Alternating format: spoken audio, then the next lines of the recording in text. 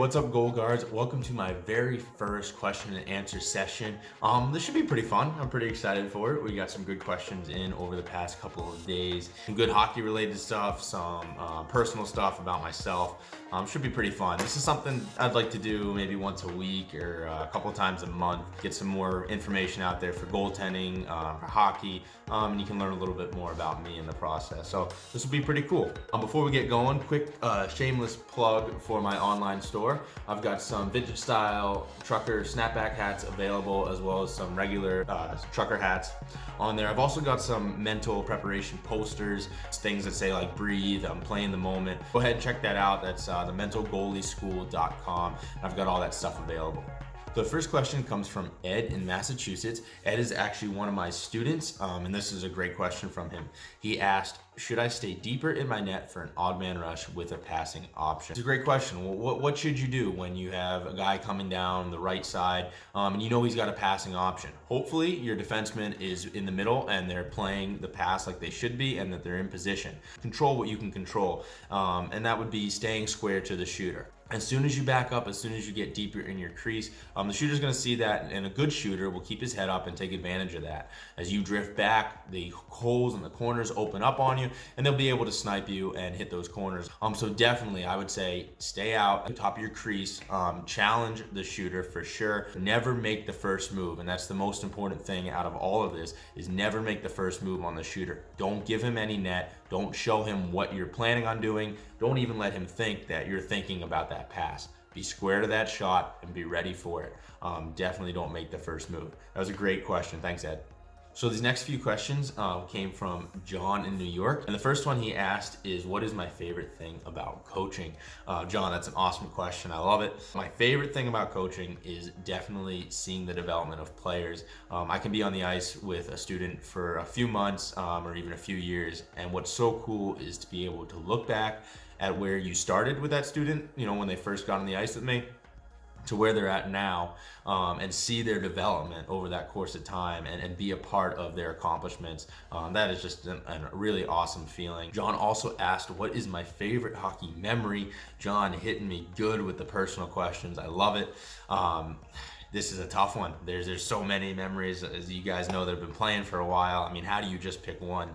I loved playing college hockey. Overnights and the bus rides, those were just memories I will have forever. Just an awesome part of my life that I will never forget. But I definitely have to say my favorite hockey memory, it was my senior season, and we were playing Fitchburg State at Fitchburg State. My dad was able to come and make that trip, and it wasn't my first college win, but it was kind of the first one that really meant something at the beginning of that season for us. And he was able to make that trip to Massachusetts from Maine, and it was so cool to see him in the stands and watch me play that game. I actually scored a goal. The other team pulled their goalie, and the puck went off my pad into the corner. Their winger shot it down ice, tried to pass it to the defenseman, shot it down ice, and went into the net. I was credited with the goal. So it was a big win for us. It was really cool having my dad there and able to watch that game. Something I'll remember forever. And you know, a lot of my hockey career is surrounded by family and family support. Again, John, hitting me in the feels. Good questions. I love it. Keep them coming. So the last question that John put in, he asked, what is my favorite muffin? I don't know if he means muffin like watching him try to shoot the puck, because that would definitely be it. Or does he mean the delicious breakfast food? And if he means the delicious breakfast food, then it would definitely be a blueberry muffin. I am a Maine guy from Maine, so blueberry muffins are the way to go. I got another question here through Instagram. This one's from Jeff, and Jeff asks, what is a good way to start mental mind training? That's a great question. Mental training is not always the easiest thing to start out and get into. A great way to start is meditation. I do have a video, a couple videos that I started for mental preparation. One of them is about meditation, and focusing on your breathing. Meditation, really, that's what it is. It's about focusing on your breathing, kind of letting everything else on the outside just kind of disperse for a little bit, and just focusing on yourself and being, most importantly, being in the moment. Definitely a good way to start is meditation. And the great thing about it is now here in 2020, we have all these free meditation things on YouTube, videos that you can just start watching, 5-10 minutes, and just start that. Just give it a chance. Focus on your breathing, and that's just a great way to start. After that, you can really get into some of the other stuff that I've talked about in other videos, which is writing down some of your positive affirmations, repeating them to yourself each day, taking the time before games and before practices to mentally reset, to get ready, to visualize what you're going to do on the ice. These are all great ways to start. I could go on and on and on because there are so many ways to get into mental mind training, but for sure, start out with meditation. So this next question comes from Instagram. This comes from @Nick_L31. And Nick asked, when do you think tryouts will come around, or how far out will they be postponed?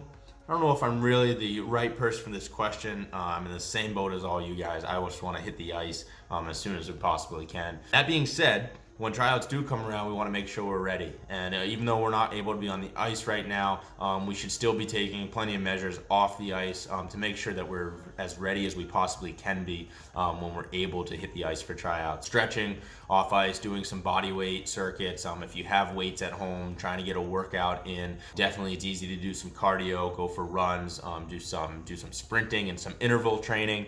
And for us goalies, it's definitely easy to do some hand-eye stuff. So make sure you're doing the right thing so that we are ready for tryouts, and fingers crossed that it is sooner rather than later. Our next question came from Morgan through Facebook, and Morgan asked, do you feel that playing hockey elevates your attractiveness? Yes, obviously. We got another one here through Facebook. This one's from Zach. Cool question. He asked, what number was I growing up playing hockey? High school, I was number 30. I was a big Marty Brodeur fan growing up. And then in high school, I was a huge Tim Thomas fan, big Bruins fan, and Tim Thomas was my guy. I loved watching Tim play. I loved the aggressiveness he brought to the game and his confidence in net. He's just a fun guy to watch. He's right back there. There's him shoving Hendricks and Dean, which is a awesome photo. So I was 30 in high school, and then in college, I became number 32. And I like to tell people that is because 32 is the number, the temperature that water freezes and turns into ice at. But that's not true. 32 was the last number available for the goalies. And now I kind of stick with it for men's league and stuff like that. It's kind of my number, and it means something to me because it was a number I had to earn. So that's kind of the story behind that. I got another question here through the Instagram. This one is from Cole. Cole is one of my shooters that I use for my group lessons over at the Hockey Hut. What is the best snipe / moment that I remember from one of my shooters? Just typical shooter, just trying to pump his own tires. So I got to stick with the goalies on this one and say that my favorite moment from my shooters is when my goalies would just rob them every day and win all the small area battle games. Goalies come out winning all the time. So sorry about that, Cole, but I got to stick with the goalies on that one. So the last question I have today isn't from anybody specifically. The question is, what is the hardest thing about being a goalie? And I'm not going to answer that one. I'm going to leave that one up to you guys.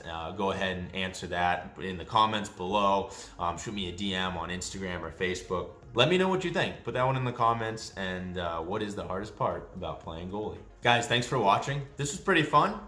This is, like I said, this is something I'd like to be able to do maybe a couple of times a month. Right now, we should still be learning, still getting better off the ice. So for sure, send me in any goalie-related questions. DM me on Instagram, Facebook, shoot me an email. I'll put all that information below. Definitely leave any information down in the comments because I will be doing another one of these fairly soon. Personal questions, life questions, hockey, throw them at me. I'll do the best I can.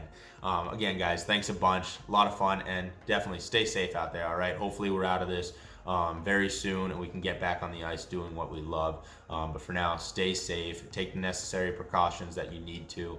But we'll see you soon, and we'll get back out on that ice, hopefully.